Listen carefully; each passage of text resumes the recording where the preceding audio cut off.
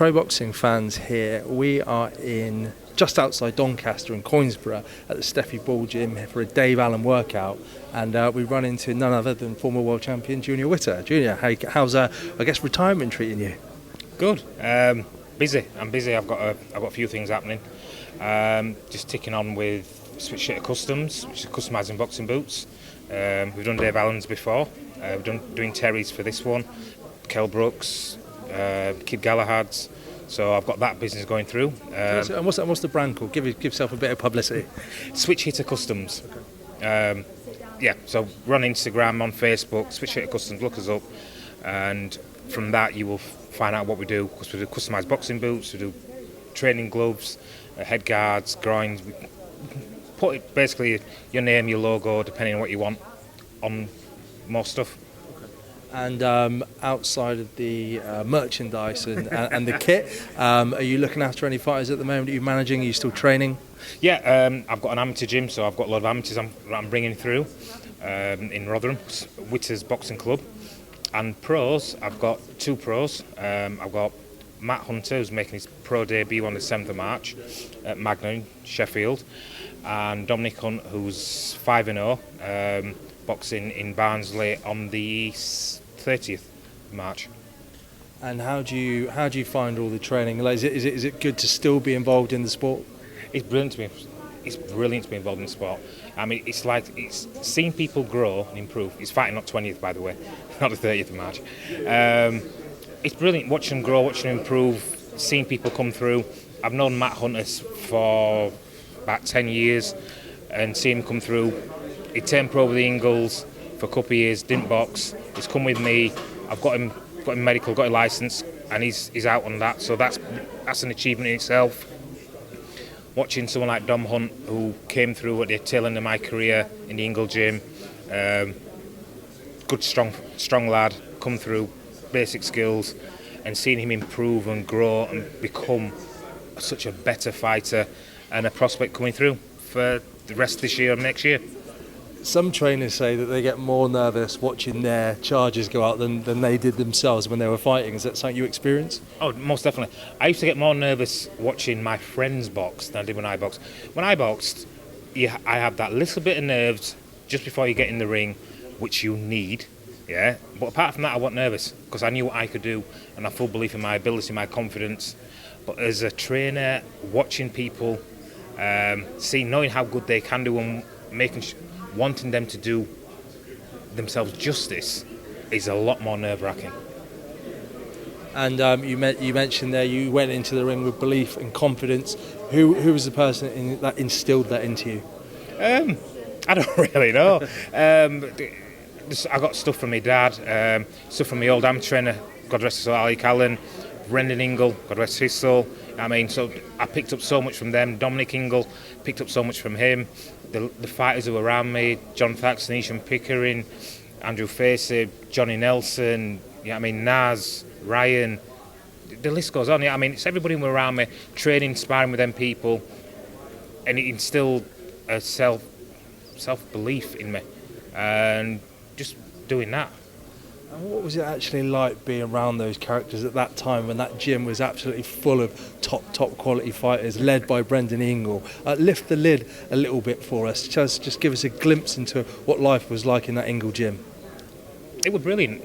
You every night, say we do afternoon sessions, we go in the afternoon, you'd walk in, you were guaranteed you were going to spar with a European champion, a British champion or a world champion. Yeah, and an amateur who's had 3 fights, yeah, and the mix was so intense and so different variations in styles, abilities. John Keaton, cruiserweight, you'd spar with him all the time, absolutely phenomenal fighter. He'd hit you with one hand and he'd move you 3 inches, yeah, and you'd spar with Keaton, then you'd spar with Johnny, who's got a completely different style of power, and that mix, the enthusiasm, the camaraderie that we had, second to none, and I'm so blessed to actually have gone through that. Absolutely. And onto your career itself, what was your highlight? There's a world championship in there, which obviously going to stand out, but is there any particular moment for you that really, something you sits well with you? Winning WBC, that's my shining goal. actually defending my WBC against Vivian Harris, that's my shining moment. Yeah, winning the British title against Alan Bosworth, that was unreal because I went down in his town, everything was in his favour except for my ability. I went out and I performed, and I was kind of expected to win, but it was going to be a tough, hard fight, and I went out and I just totally steamrolled him. So that in itself, there's been that many moments through my career that have been absolutely unbelievable. My 10th fight, I boxed a guy called Jan Bergman. So I'd had 10 fights, I'd won 9, I'd 1 draw. He'd had 35 fights, 34 wins with 27 knockouts, and getting in and boxing him and just outboxing him. I didn't stand there, I didn't trade, I didn't try to drop him anything. I went out, hit him with shots and moved. That, when I look back at that, was unreal. I shouldn't have been in.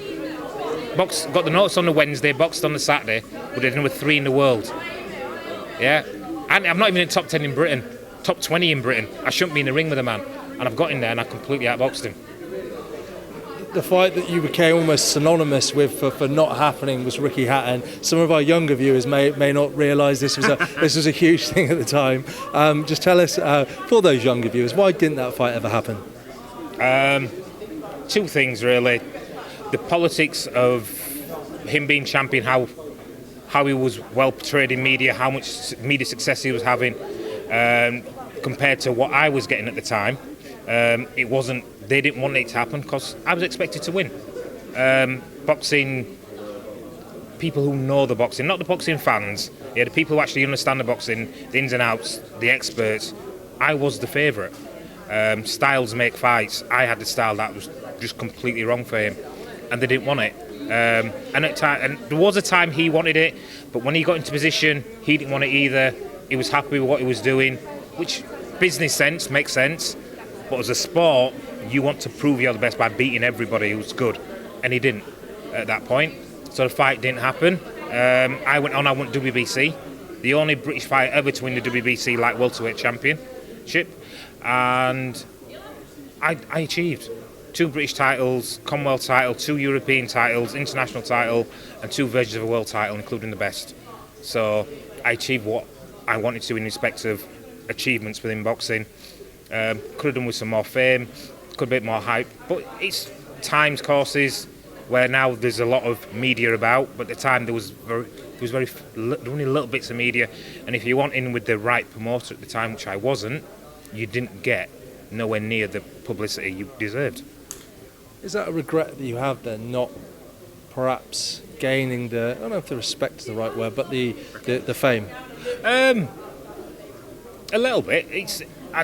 I've got the recognition from the people who mattered, and people who actually know and watch me and see what I could do. They knew, the fighters knew, so I'm happy with all that. Of course I would have liked a little bit more money like everyone else, but I achieved, so I'm just happy doing what I'm doing now. You know what I mean? You gain something, you can't get everything you deserve when you deserve it. Different things come at different times, and I'm in a good place. I've got a good woman, I'm happy at home, I love my job. That's key. And I've had a phenomenal 20 odd years as a professional boxer, winning titles left, right and centre, beating champions, going up against the odds all the way through my career. My 4th fight, I boxed a guy who'd had 36 fights, won 26, only been beat by a world champion, 2 European champions and a national champion. And I went in and I beat him. So I've been up against the odds all the way through my career, and I've overcome them. So I'm happy with what I achieved realistically. Financially, could have been more. The news broke earlier, or maybe yesterday even, that Tommy Coyle was retired. He's had a really difficult 6 months coming to that decision by the looks of it. Dave Allen's also admitted that he thinks he's going to struggle in retirement. He wouldn't be the first fighter to do so. Oh, no. What advice would you give to a fighter who's got a void to fill when they do retire? Find something else you've got that a little bit of passion about, yeah. And if you've got the money to carry on doing that, that's what helps, yeah. Having something to do it, you've got to find something you can do, something to fill your time, something you enjoy. Can't be something you're just doing as a job because you'll hate it, yeah. And it'll drive you up the wall. So you've got to find something if you can take training people, train people. Yeah, but a lot of fighters can't. I was speaking to a fighter yesterday called Damon Haig, boxed Carl Froch. He'd never achieved nothing on the world scene, but he's found something that he's now works at, and it's nothing to do with boxing. But there's no way he could have been a trainer because it doesn't suit him, his personality. Find something that suits your personality, that you can be passionate about, and put your time into that. Otherwise, you will go mad. Well said. And just lastly, I spoke to Kid Gallagher last week. He'd said some nice words about Brendan and all the things that he did for them. I think we're not too far away from his 2-year anniversary. Just tell me what Brendan did for you, Junior. Brendan came around when I needed someone to take over being a father figure for me within the sport of boxing. He taught me loads. He put foundations behind what I was doing naturally, and helped me become the man I've become. I mean, his knowledge and his foresight within boxing, his ability to see what was going to happen, yeah, second to none. And some of that has rubbed off onto me, I know, and I can see it. And his influence on just showing me that this is why that's going to happen to that, and this because of this, yeah, you'll see that's going to. And I see when he said it, I thought, I'm not sure about no way. First time it was like, you're talking rubbish, and then it happened, and then he explained to me why it happened, and that knowledge and understanding that allows me to now go forward, teach fighters, and I can teach people who are fighters, people who are boxers, people who've got completely different styles to what I had, and take them to that next level so they are better fighters. He leaves an incredible legacy. Junior Witter, thank you very much for your time. Absolute pleasure to speak to you, and glad to hear you doing so well in retirement. Thank you very much. Thanks for your time.